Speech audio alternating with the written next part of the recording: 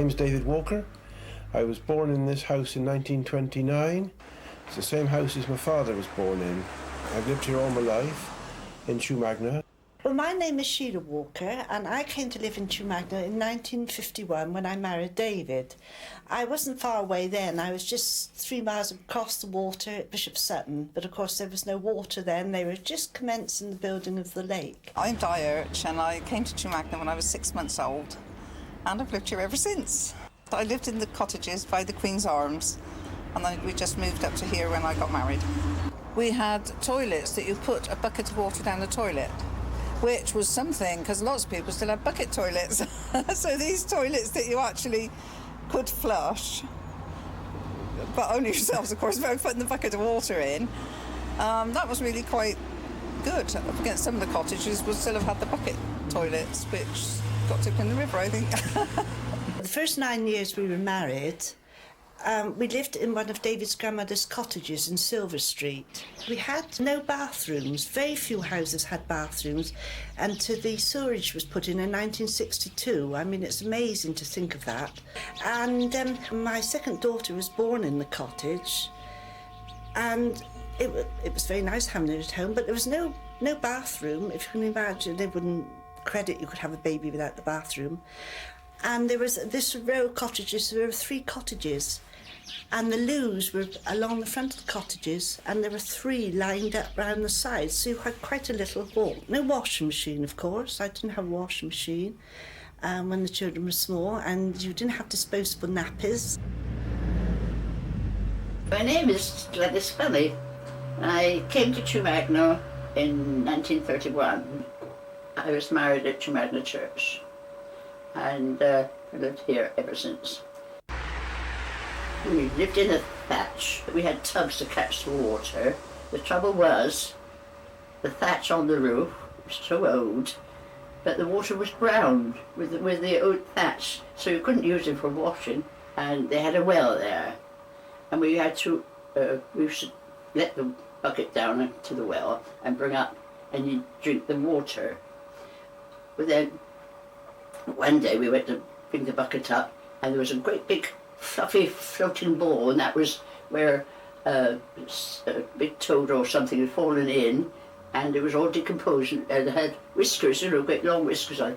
Anyway, my husband had blood poisoning, and he had boils all in his arms, and he had to go to hospital, and that was condemned, the water was condemned. So then we had to go right down the village. We used to go right down to the co-op, Amos shop then, and there was a village pump there.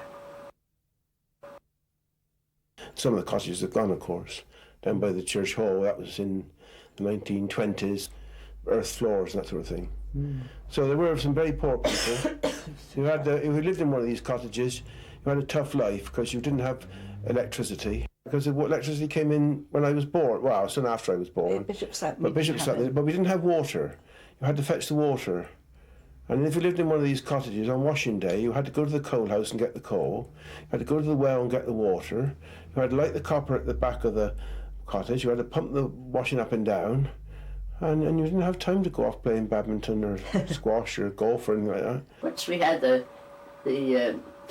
water later on, I used to stand by the street and wash the vegetables, and we couldn't believe turning the tap on it and for the water to come out. Yeah.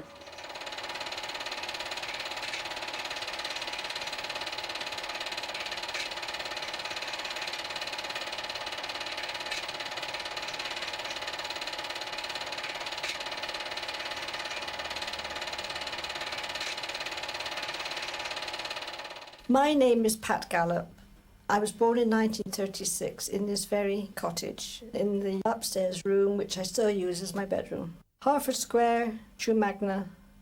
It's Somerset in those days, and I still Somerset. And of course the great difference in the village was the lack of cars. It was a great joy, really. We could play on the square without any thought of being run over. We'd just hear a car coming in the distance and just move out of the way. I learnt to ride a bike on Hertford Square. I can remember going round and round and round one very frosty morning, and no fear of traffic at all.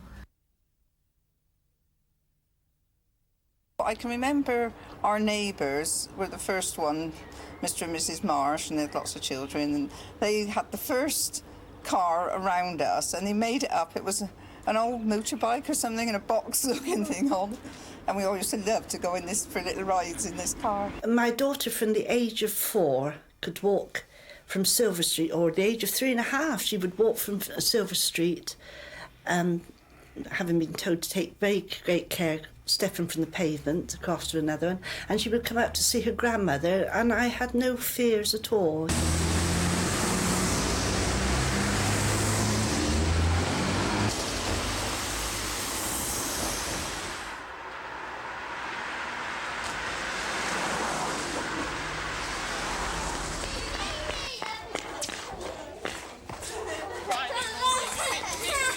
Well, 1939 I 1939. And in the same cottage, or have you moved? Yeah, same cottage. Oh, I like it because in my cottage we got sun all the time. And I put this, well, a lady at church gave me this. It was her little daughter's, because I always wear a whiteberry. So I usually see her with her dog. So I thought, well, I will wear it this morning.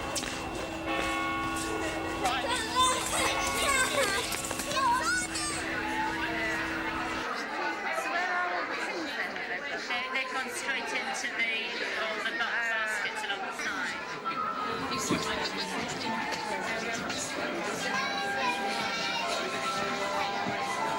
So can we go next to me?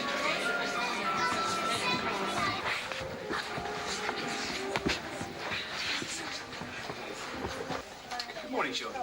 Good morning, Mr. Finken. And welcome to everybody who's come to support our Harvest Festival this morning. The first headmaster of the primary school was Mr. Stamp, and he was quite a character, and he used to give the children nicknames. So if you've ever heard of the Mapstons, there's Spider Mapston, Sparrow Mapston, and something else Mapston, that was Mr. Stamp's fort. And so there used to be the wheat sheaf round behind there.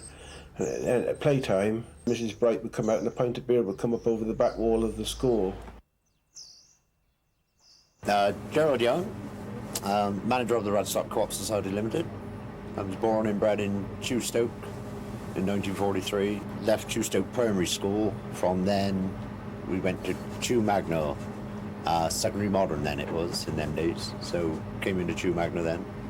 Met several, youngsters in Chew Magna, growed up with, felt and went for the valleys all around Bishop Sutton. They all came to Chew Magna School. And there was 2 classes in the one big room in my day. We thought it was a big room in those days, but when you looked, when I went back after several years and looked at it, I thought, gosh, how did we manage it? I can remember the infant teacher that we had then was a very, very strict little lady, and we would never... I mean, if we went to school without a handkerchief, it was, I'm not going because I haven't got my handkerchief, because we used to have to take our handkerchiefs out every morning and wave them in the air and say, handkerchiefs keep noses clean when not in use must not be seen. And we all had to blow our noses and put our handkerchiefs away. Woe betide anyone that didn't have a handkerchief. Many a dap across the backside and cane across the fingers, but didn't do us any harm in those days. It was very crowded because it was, as I say, it was an elementary school for all the villages round. You went in for the 11 plus, and if you didn't pass the 11 plus, you would had it, chum. We used to have a class in the old schoolroom. Class in the church hall, I think. The dinners were in the church hall, school dinners. I used to cook down at the church hall. The coaches used to bring people to Chew Magna, the children to Chew Magna, and we used to cook. There was 3 of us. Used to cook in the kitchen of the hall, and the children used to come over there to their meals.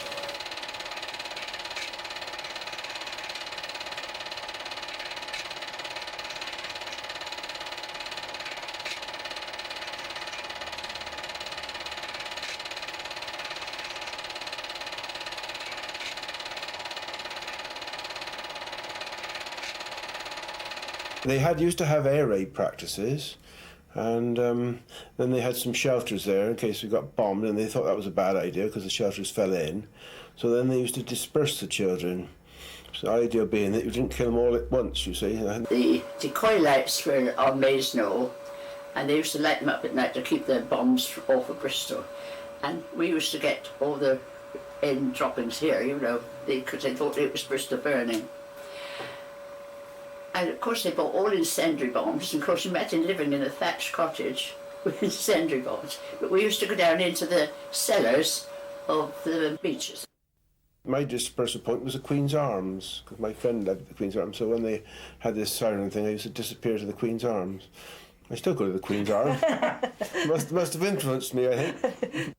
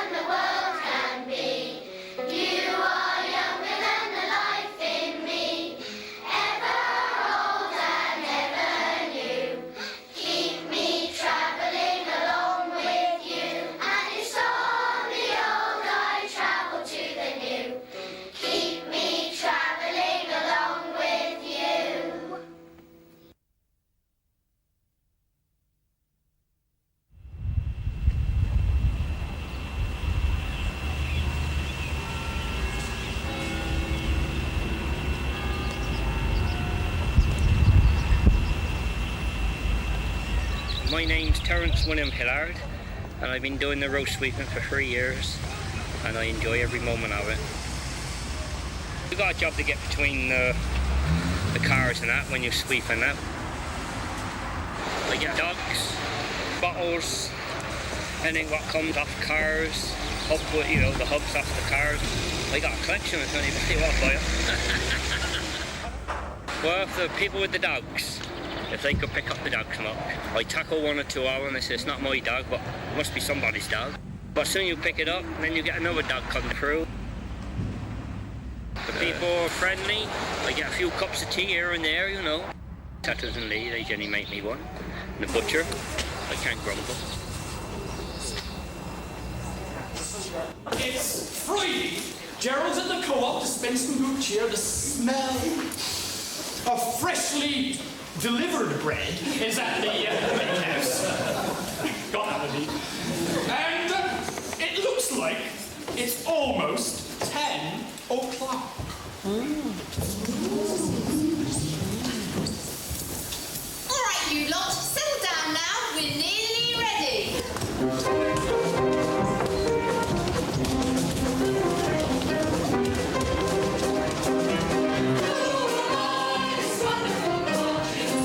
Such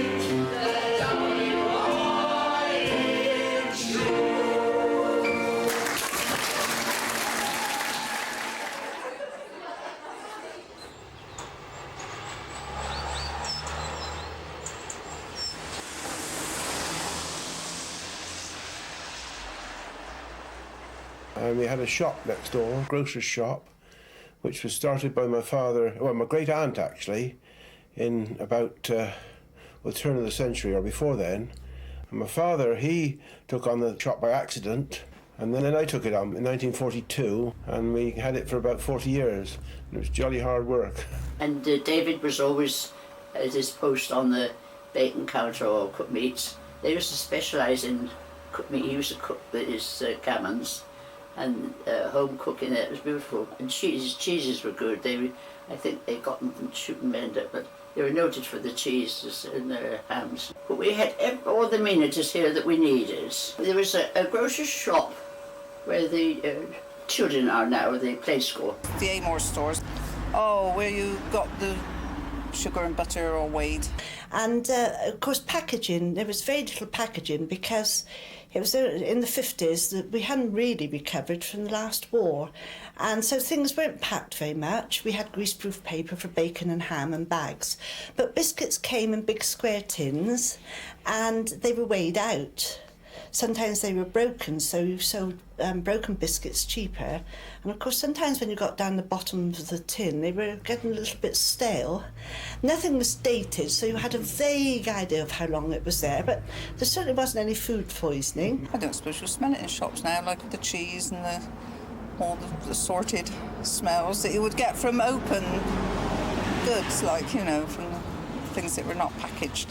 My father used to deliver for Amore stores, and the paraffin and the groceries were all in the same van, which wouldn't be allowed today.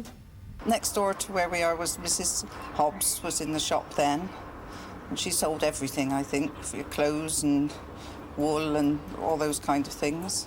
Water Spear, which was connected to what was now is the bank, connected to the co-op.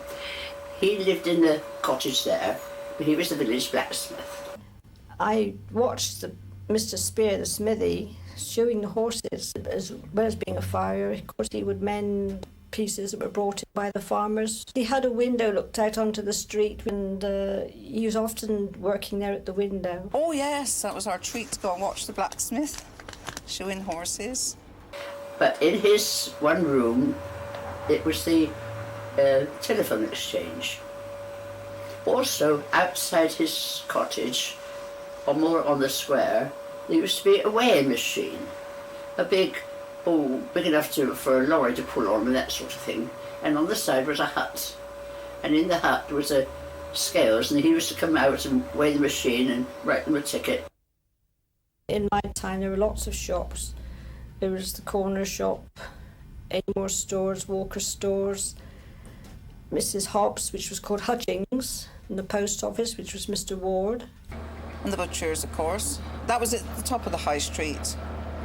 Then the butchers was where the rectory is.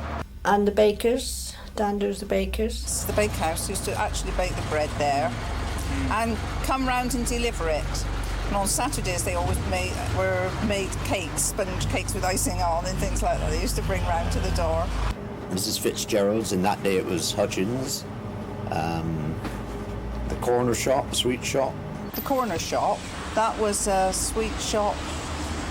And I can remember having the first ice cream that I'd ever tasted in that shop. Mrs. Noakes, it was there, made ice cream, and we used to go down and have it in a little glass. There was 2 cobblers in the village. When I was a child, there was a Mr. Spear who used to mend shoes in the back of his house at the top of the high street. And there was Joe King, and he used to hire the little shop which was attached to Mrs. Hobbs's shop, but is now in a bakery. Also, at one time, that same little place, there was a hairdresser's there. Of course, then there was a hairdresser's where Settle and Lee is now. It was quite a different world for shopping in those days because everyone shopped in the village. It's quite amazing the difference in taste in shopping now. Things like pasta or sun-dried tomatoes. No one would know what you were talking about. I joined the co-op in 1958. So I worked then on the old shop bike, heading round Mars, used to go Wintford, Felton, Norton Marley Ward, up to far of the A38 on a shop bike then, which is now in the museum at Radstock. Then I was made manager in about 1964.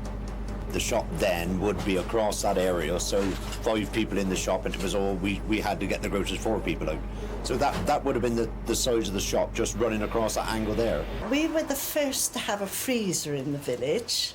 We were the first to go self-service. And the day we had all new fixtures put in, it was looking very smart. A lady from one of the large houses came in and said, "Oh, you've gone self-service, I'm never coming in here again." And another lady came in, and of course the counter was gone, and there was a long gondola down the middle. And she said, "Well, how am I going to see you over this?" She thought she had to stand the same place and ask for things.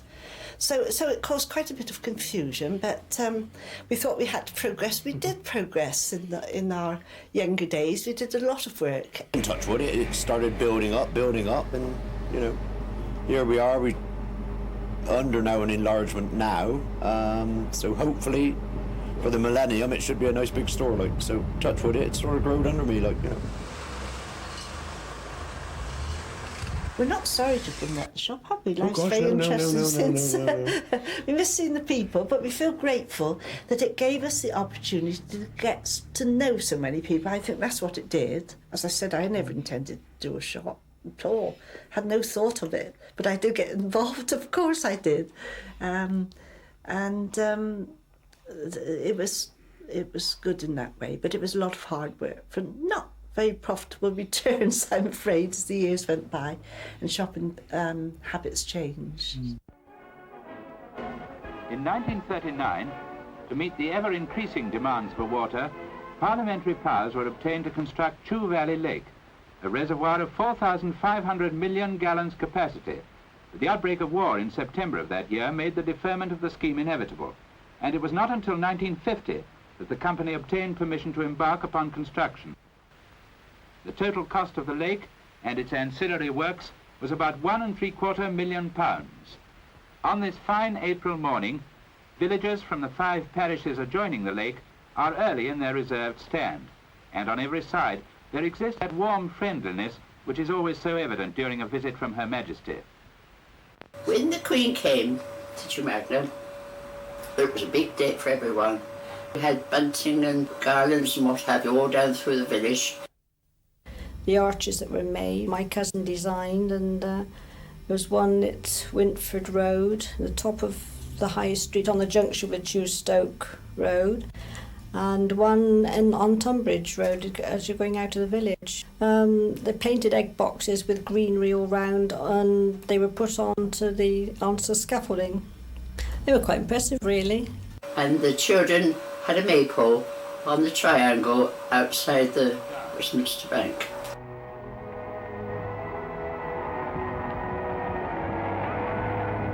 The Girls' Training Corps acted as hostesses to show the guests in the VIP stand, and we had to go the week before to hear and be told what we had to do. And we were way back at the top of the stand, so we didn't really get a very good view of the Queen. Special provision in the grandstand and in front of the public enclosure has been made to accommodate children from the surrounding villages. With the efficient cooperation and assistance of the Somerset Police Force, these guests assembling at the entrance to the grandstand had been individually timed and routed into the valley. Oh, not there, sir, please. That's where the Queen's car is going to stop. The red car park? Yes, just up the road. The guests in the grandstand are unperturbed by the latest police message, broadcast over the public address system, that the tumultuous welcome of the crowds in Bristol and in villages en route has delayed the royal party. We were all stood about 4 or 5 deep on the pavements, you know, and she went down through very quickly, and we were so disappointed. We thought she'd go down very, very slowly so we could have a good look at her. Of course, she went down over Dundry and Limeburn and down through the village, you see, and then on Bishop Sutton Road or Tunbridge Road and through Denny Lane to the lake. And I think that was the cleanest Denny Lane had ever been because it got swept.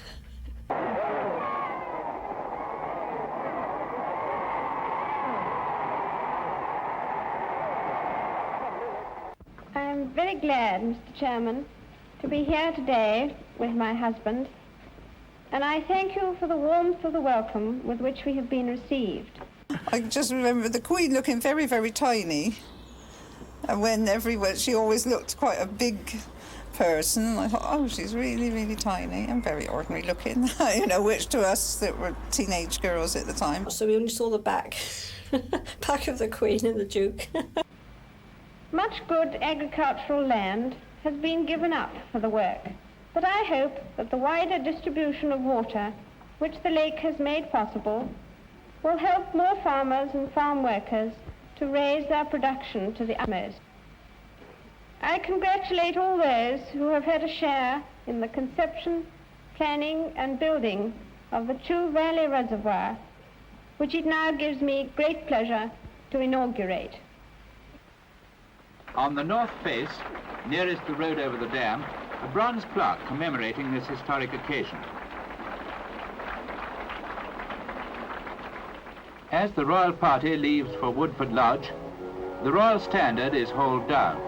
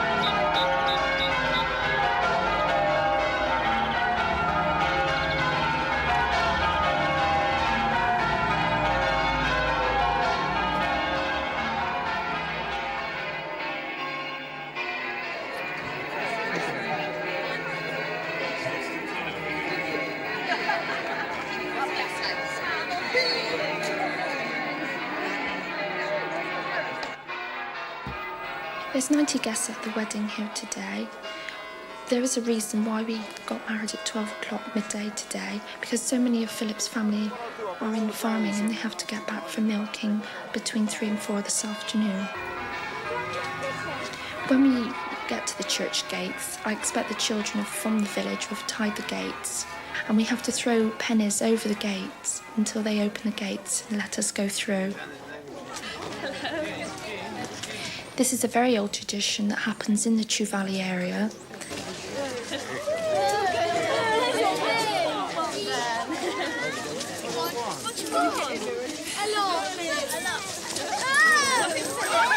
Ready to catch?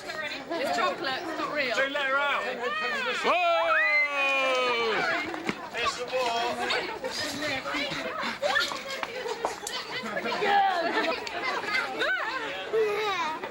We're getting there.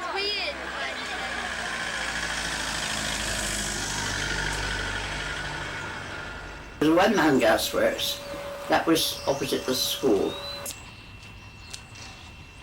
The one-man gasworks, the smallest one in England, run by Mr. Sparks, Herbie Sparks. Oh yes, we used to go into school, look to see if the retort was up or down. When we were children, we used to go round to Mr. Sparks and get the coke for the fire. With a trolley we'd take and get this half a hundredweight of coke. He used to go out on the bench sometimes, and of course the retort was down flat, and of course we were to strike a match to light the gas, and air come out. There was no gas to ignite at all. There was a woman in the village, down the other end of the village, near Fisher's Lodge. She was staying with her mother-in-law, and she was in a state she tried to commit suicide. She lay down on the floor, put a pillow down on the floor, and turn the gas on, but nothing happened, so it saved her life. I can't remember smelling. It didn't seem to, whether it did up in the crescent, just behind it. I suppose you just get used to those kind of things. It would just seem marvellous having gas when lots of people around wouldn't have had it. I'm Meryl Leach. I'm married to Robin, and initially my parents bought Dar Cottage in 1970 and we moved in 72 into Dar Cottage. And I know Mrs. Holmes, who's Mr. Sparks' daughter, remember her telling us that she used to have to be sat on the top of the gasometer at lunchtime on Sundays to keep the pressure down because everybody was using their gas ovens. So she and I think her brother used to have to go up and sit on it to keep the pressure down. And then soon after we moved in, natural gas had arrived in England and they were putting natural gas through the high street. Well, the natural gas was going through the old pipes, so nearly every day you'd walk down the high street and go, and the gas, because it was a higher whatever it is, it was bursting through. So for weeks and weeks we had men coming and mending holes, another hole and another hole down the high street. I got very involved in the usual sort of starting up a toddler group. And jumble sales, loved jumble sales. And then I got quite involved in various things like the Chew Magna Society. My name is Jean Pitt, and I've been coming to Chew Magna since 1935. And then we moved here in 1958 to live, and all our children grew up here. So it was home to us for a long time. Chew Magna Society is an organisation that was started in the heavy snowfall of 1963. And I'm Graham Pitt, and I think the reasoning was that Dr. Hughes started off by thinking it was becoming a sort of commuter village. He felt something should be done to bring the village together, and so sort of had an open meeting to which a lot of people came, and it evolved from there. I think it's nice to be able to bring the village together. Dr. Hughes wanted to try and keep the village feeling and community, which was he was concerned about, I think. He could see what was liable to happen in the village if we didn't all get together, which I've always thought was very far-sighted. Pretty nasty. Ladies and gentlemen, there are still 2 minutes to buy ducks. To buy a duck. So that's brilliant. We used to do it from Spratt's Bridge. My duck never came to the end. No, it got lost.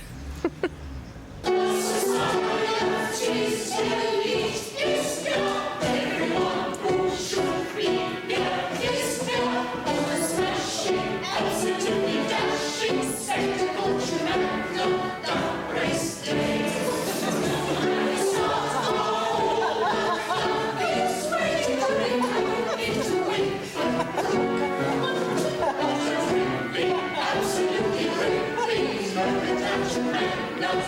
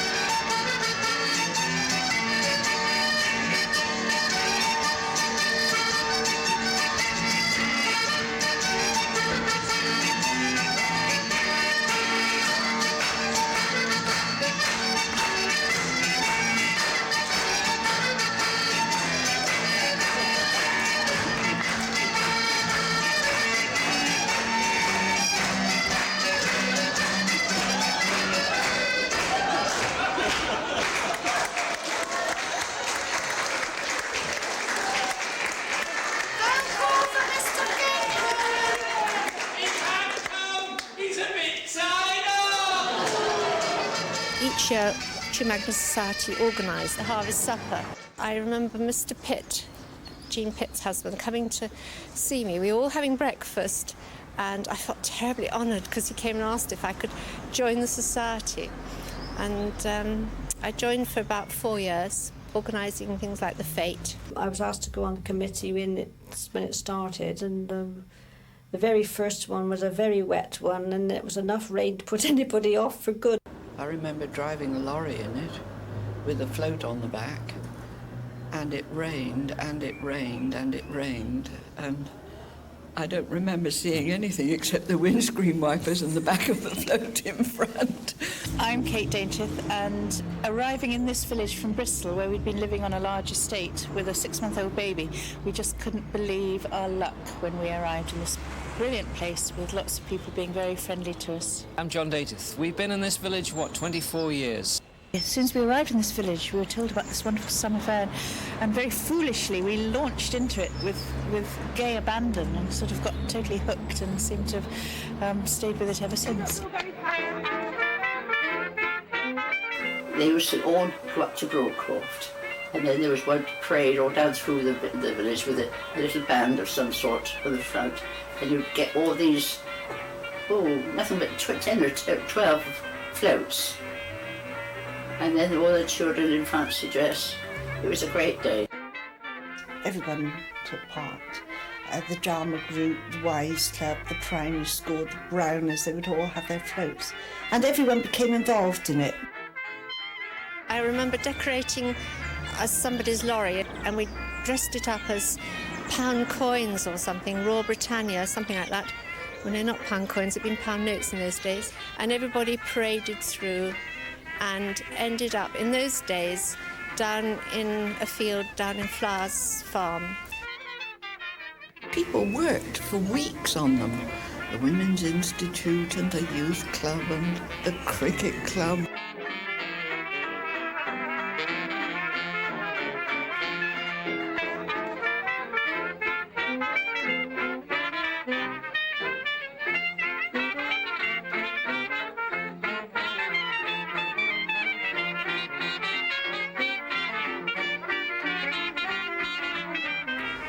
I mean, I wouldn't have let a summer fair go by, but I didn't dress up and do a parade. They were excellent, and the entire village turned out. Wonderful feeling of community. And all the mums and dads and the children would be there decorating. The rainbow wagon, the St Trinian's float one year. An underwater wagon. An underwater float another year. St George and the Dragon another year. It was very inventive, and I think a lot of people put a lot of time and effort and got a lot of fun out of it. Lots of villagers, children, right the way up to the oldest inhabitants would come with their cakes and their plants and their vegetables and their creative offerings, and then we would get very expert people from outside the village to come and judge these competitions, and there was great excitement just after the fair opened because you could come into the old schoolroom and see if any of your offerings had won a prize. You could actually do really well just by simply having a lot of your family in the village. I remember for years the Mellishes used to clean up because they had 3 really clever children, and then Sally used to do photography and sort of flower arranging and all sorts of wonderful stuff. And then Granny moved in, and then so she could Granny start moved in, and then cakes. the Daintists moved in with 5 people and then a Granny. So we cleaned up for a couple of years, winning the family trophy just by the sheer number of competition entries you could actually make. Nothing to do with the quality. Nothing to do with the quality whatsoever. You know, everybody competed for the funniest animal and the vegetables, and with the children to make a miniature garden. And all these things were very important then.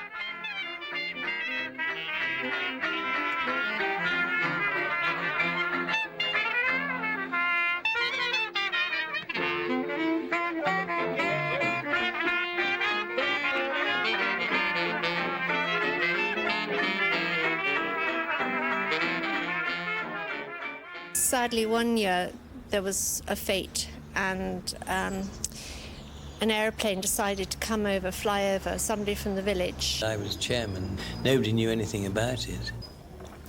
And he did a loop and never came out of it and crashed in literally just 100 yards or so away from where everybody was standing.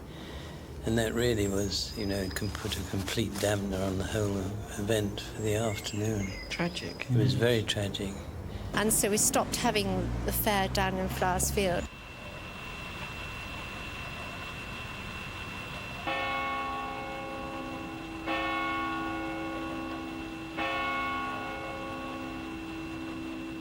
It's always been a very busy village. There's always been plenty of activities and tennis clubs and different sporting activities. Came to the village when the badminton club was in the village hall, a two-team club in the North Somerset Badminton League. It has now expanded into the sports hall at Chew Valley School. Remember all those Saturday mornings you used to coach yes, the juniors? For 19 years I helped with Gwen Curtin run the Saturday morning junior badminton club. And a lot of people in the village helped out with that. Steve Matthews, Di Matthews.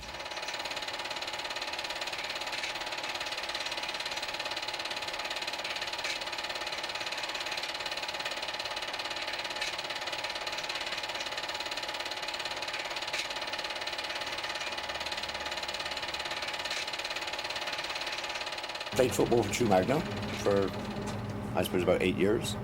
Yeah, done very well there. Enjoyable. Gerald, what a gent.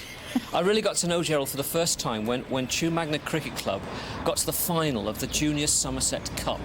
And we had a coach, and it went all the way down to the Taunton Cricket Ground, the Somerset County Cricket Ground, and Gerald came as one of the supporters. I was a sort of playing supporter, if you like. I wasn't actually in the first team in those days. The cricket club was actually founded as an organised cricket ground in the mid-1800s, and they've been playing cricket down here beside the court ever since. And through the generosity of the various owners of Chew Court, we were sort of asked each year, please may we have our cricket ground back, and invariably they said, yes, you may. For about 12 years I played for the Chew Magna Cricket Club. I used to sort of stand on that ground thinking, pinch me, this is heaven. Here I am playing cricket in a superb rural setting. This is what everybody thinks of as England. This is the epitome of Englishness, and it's so wonderful. Yeah, it was great. The Chew Magna Cricket Club used to be populated by Chew Magna people, but now, of course, it's an area club more, and however badly you played cricket when you were, then you would have got a game because it was the Chew Magna Cricket Club and that sort of thing. I mean, you have the bowls club and the sailing club and all that, and it's more of an area thing. Yes.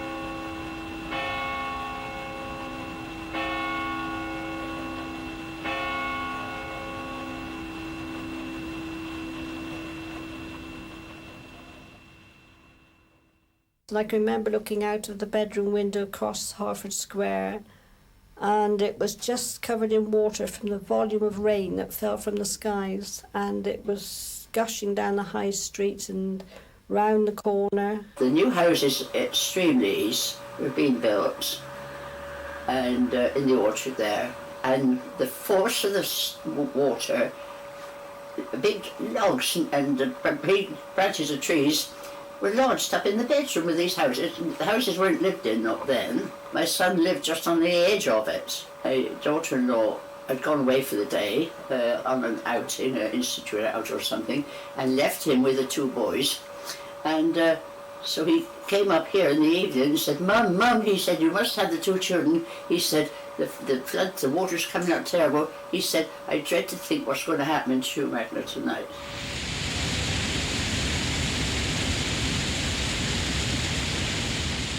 And the stones went on the parapets, and the bridge at Pensford went. And the main bridge, the old medieval bridge, still stuck it, and so the traffic had to go over that. It's amazing the force of the water. I suppose it came down with the rubble. The night that the floods came, our wives' club had gone to Shepton Mallet for a skittle evening. And we were told we couldn't go home. We spent the night in the bar. So we were trying to get in touch with Chew Magna, and then someone said on the telephone, oh, it's coming out of the windows of the houses in Silver Street. And I thought, oh, I was so... we couldn't believe this, you know. And we couldn't get back. We got back at 6 or 7 o'clock the next morning. And when I came back, our front door was open and it was all streaming wet through the house. And I thought, it can't have come this far. But that was where the fire brigade were getting people out, and there were children sleeping in all the beds, and they were just bringing them to the nearest high ground, you know. And of course, a lot of them came home to flooded homes. It was very sad. They weren't able to go into their homes for a long, long time.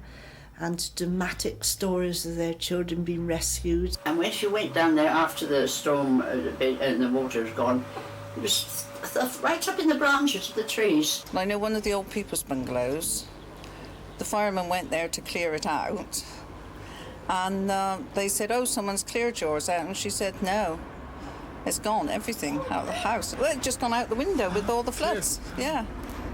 Sort of broke through and just pushed everything out. I went down to the school, and I was bridesmaid to my best friend, and after some years I let my bridesmaid's dress go to the school for dressing up, and there it was in the mud in the school playground, so that was the end of that. We all went in to help people clean out houses. I remember I went to the wheat sheaf, and we turned out the cupboards, and they were all so thick in dirt and mud from the river. And there was poultry dead up in the hedges, and lots of photograph albums with pages all missing with all the photographs. It was really pathetic. One of the great saviours was Jean Pitt, who was a local councillor, and she went on to become a chairman of Avon. And she immediately took her caravan down in front of the church hall. I had a premonition that something might be very wrong in Chew Magna, knowing what the conditions can be like here. And came down and, of course, couldn't get into the village. So I went home, woke my husband and said, quickly, get up, hook up the caravan and take it down to the village that people will need feeding.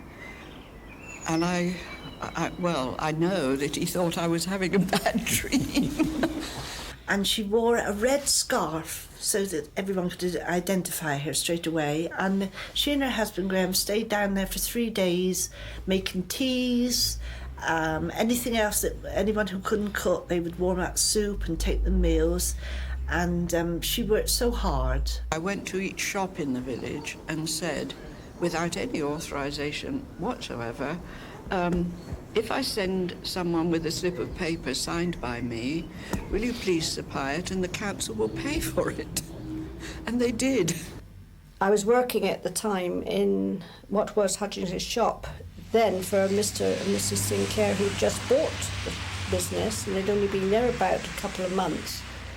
And people were coming in for buckets and mops and Wellingtons and sponges and house clothes. And I mean, sorry, you haven't got any money now, but can you let us have it and we'll see you later? Everything just cleared out in that morning because they were desperate for clearing up. The Gunters who lived in the Brook Cottages opposite Church Hall, they lost such a lot of value, and they'd always been Mrs. Gunter's parents who lived in the village, so they had things going back such a long way, and of course it was all thrown out. It was a great loss in many ways. The devastation was terrific. And the shock of the people, yes. That's what I think I remember. It really was a real flood on that occasion, far more than, although of course the people who suffered recently, they suffered just the same. Hundreds of homes in the west of England have been flooded as rivers, swollen by the recent heavy rain, burst their banks. They're the latest victims of the unseasonally wet weather that's swamped much of Britain this month. More heavy rain is forecast for the weekend. In the village of Chew Magna near Bristol, they've been clearing up all day. Here they say it's the worst flooding for 30 years. Last night it came up to the top of the railings and therefore in the house, but as I was leaving, this car floated past the lounge window and ended up where it is. We never moved after the last lot of floods, so I don't see we're going to move now. They'd been warned to expect flooding, but they had little time to rescue their belongings. Around about 9:30, quarter to 10, I guess. It started pouring through the house. By 10 o'clock, the house was knee-deep, and then probably 10:30 was at its worst. Within an hour, it had gone. It's very devastating. People don't realise what devastation a 2-hour flood does. And there was this car crumpled up against the railings down by the river, and a member of the PTA from the Sacred Heart School had been at a meeting. We arrived down in Silver Street hoping to get across to help some of them over the bridge, but it was too deep. And some of the cars were already flooded in the Queen's Arms, and they contacted the vicar and got the bottom gate open in the churchyard to drive the cars up through there, but some were gone beyond that.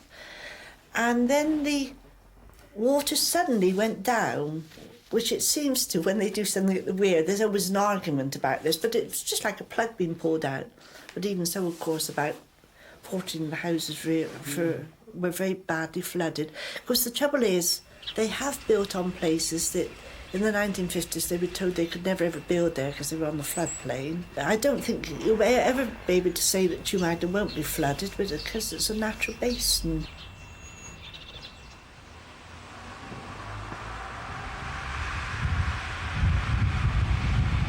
They used to have old-time dancing. Once a month, I think, Mrs. Hiscox used to help run these old-time dances to raise money, I presume, for the old schoolroom. And underneath there was a men's club where they had billiard tables. It was used for dances, and everybody thought it had a sprung floor. When we came, when the builders came to look at the timbers, they came to me and said, "Your sprung floor." I said, "Yes." And he said, "It's not sprung at all. It's simply that the edges of the beams are so rotten it could have gone at any time." There is a lovely story which can be told now. When I came down to see the work one day, the builder said to me, "It's such a pity you haven't got enough money, Mrs. Pitt, to do this ceiling." He said, "Have you ever been up through that hole in the roof to have a look?" I put my head up through this hole, and there was that beautiful roof, beautiful timbers. I came back down and I said to him, "You know, if that fell down, we'd have to find the money, wouldn't we?" "Yes," he said. And I went home. And within a few hours I had a phone call to say, "I'm terribly sorry, Mrs. Pitt, we've had a dreadful accident with the ceiling."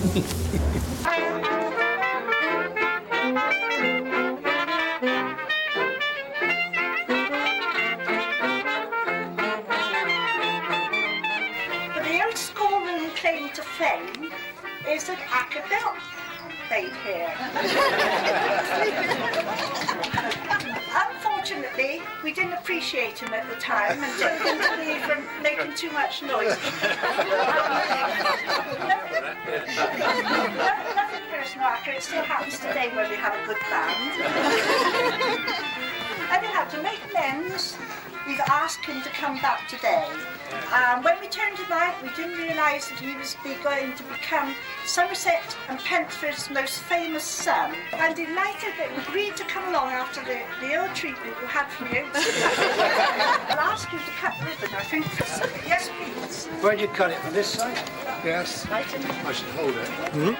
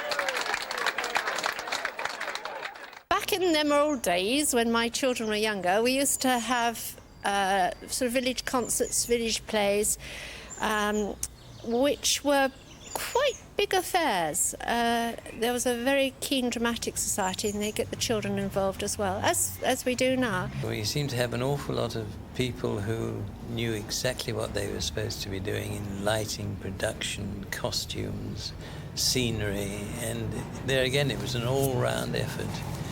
And I think by and large the village used to enjoy the shows that we put on once a year.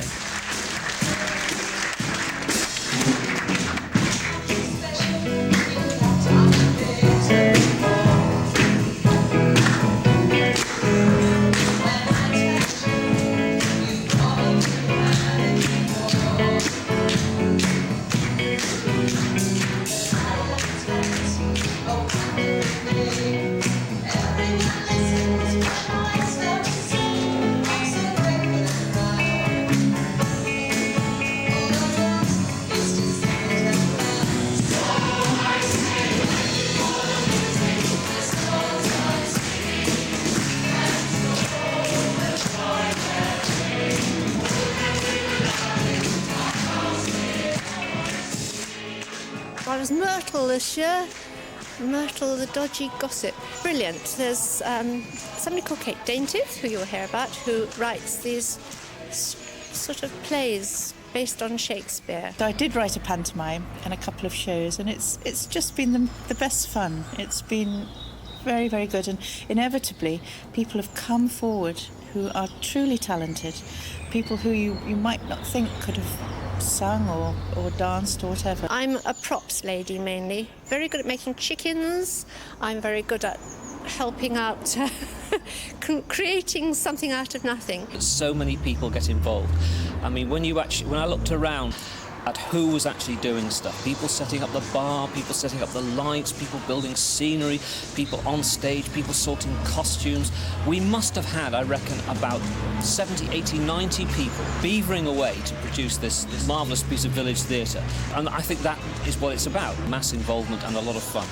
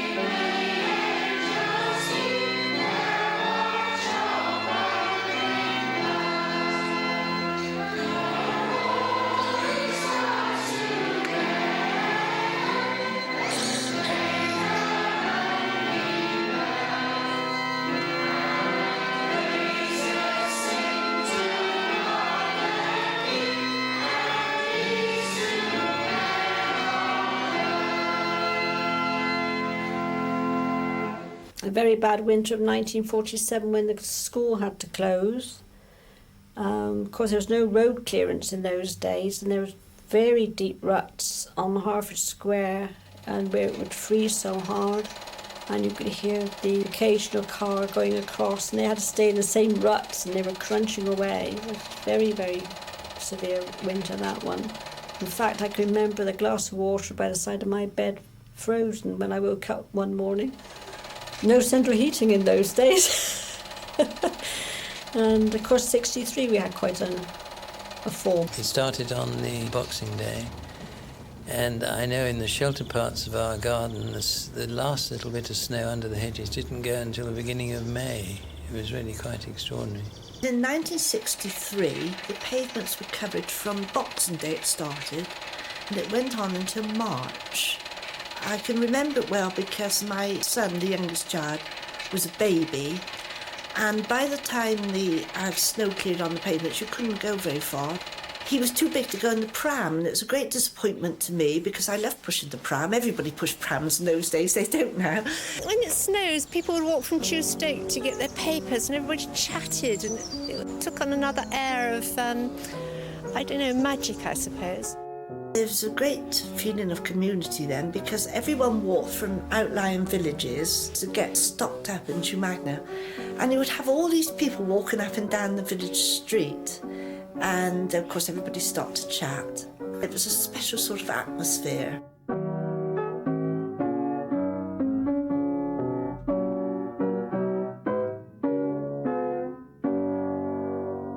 You and I walked to Chew Stoke to collect milk, and we staggered back with 9 bottles of milk, only to find the milk had been delivered by tractor.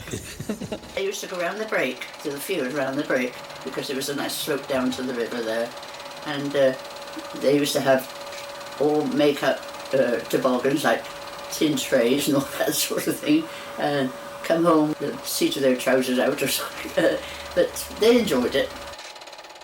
The traffic is awful.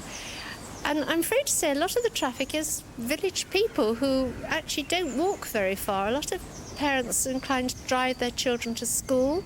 In the mornings at about 9 o'clock, well, 8:45, the roads are clogged. Well, I expect, like everybody else, what I don't like is the congestion in the traffic and the noise that is here.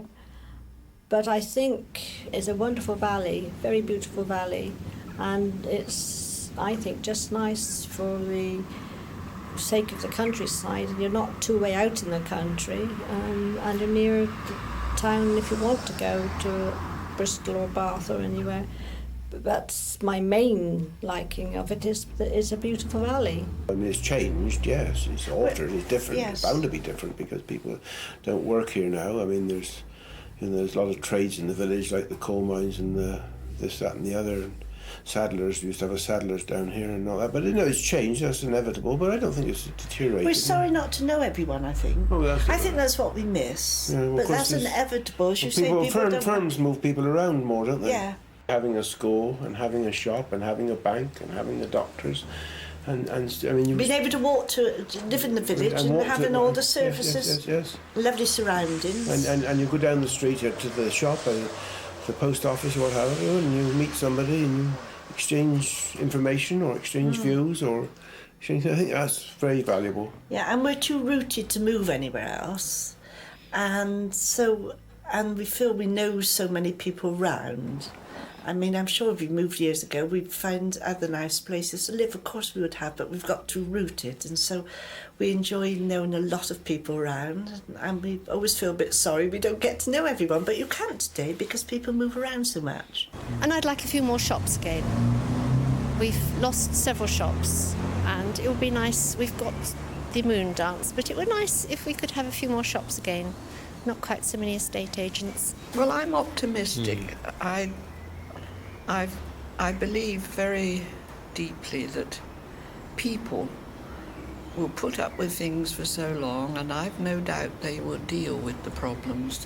People have a way of doing that, and I think villages have probably got a better means of coping with their problems than people in the towns, because they have their parish councils, so they have a means of communication from the ground level.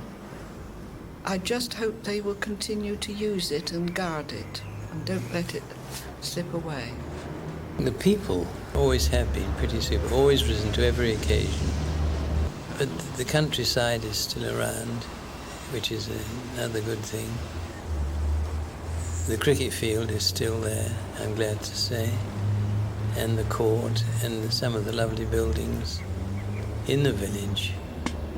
And the best part of any village is always off the main road. And it's a lovely village to wander around the perimeter. Still lovely quiet places to go and contemplate. And I think people working in today's world need that, and long may it continue. So it's not as much like a village.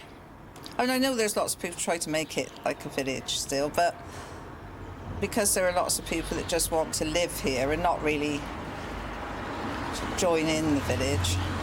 But I suppose when it's so huge, it would be hard to have everyone joining in everything anyway, and that's just sort of part of progress, isn't it? You know, that things change.